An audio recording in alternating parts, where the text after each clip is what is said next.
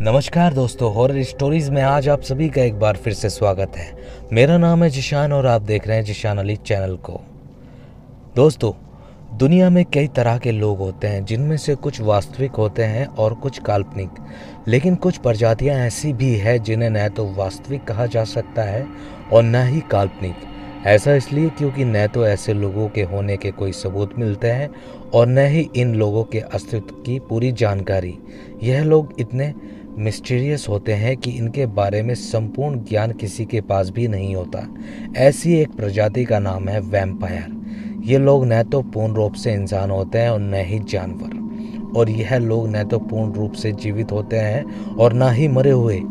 इतिहास में पाए जाने वाले दस्तावेजों के अनुसार वैम्पायर वह प्रजाति होती है जो या तो मर्द लोग होते हैं, लेकिन किसी खास दिन वे जाग जाते हैं और अपनी कब्रों से बाहर निकल आते हैं। जागने के बाद ये लोग अपनी भूख को शांत करने के लिए इंसान या किसी जानवर का खून पीना पसंद करते हैं और फिर सूर्य उदय होने से पहले ही वापस अपनी कब्रों में चले जाते हैं।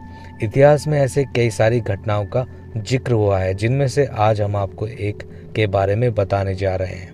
सन 1700 में वैम्पायर और उनसे जुड़ी घटनाएं बेहद प्रचलित हुआ करती थी। सन 1700 से 1730 के समय को ड्रैकुला का समय माना जाता था।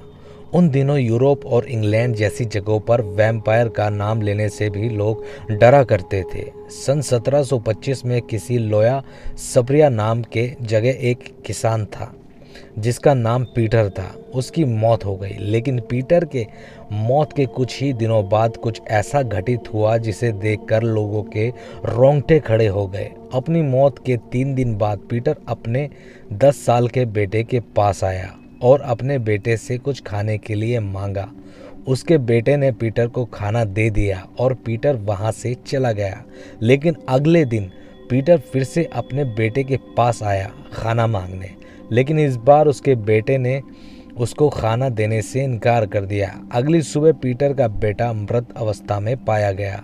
उसके शव को देखकर साफ पता चल रहा था कि उस बच्चे के शरीर में खून की एक भी बूंद नहीं थी, क्योंकि उस बच्चे का शरीर पूरी तरह से सफ़ेद पड़ चुका था और उसकी आंखें खुली हुई थी, जिन्हें देखकर लग रहा था कि मानो बच्चे ने मरते समय कोई बेहद खौफनाक चीज़ देख ली हो। उस बच्चे के डेड बॉडी में सबसे ज़्यादा विचित्र बात यह थी कि बच्चे की गर्दन की दाहिनी और पिछले भाग की पूरी तरह से कटे हुए थे। उसके घाव को देखकर ऐसा लग रहा था कि मानो किसी ने उस बच्चे की गर्दन को नोच खाया हो।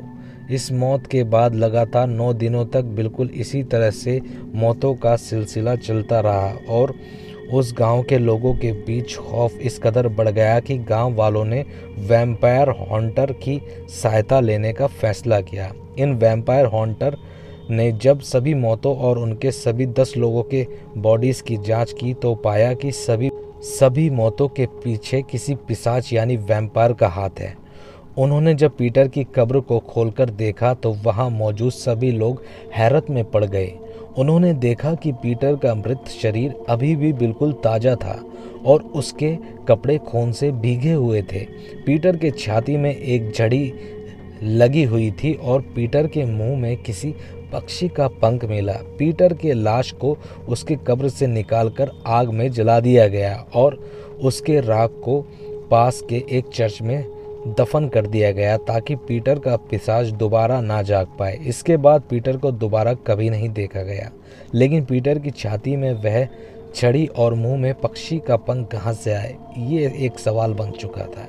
इसे कोई नहीं सुलझा पाया या पीटर पर किसी प्रकार का अनुष्ठान करके उसको वैम्पायर बनाया गया था।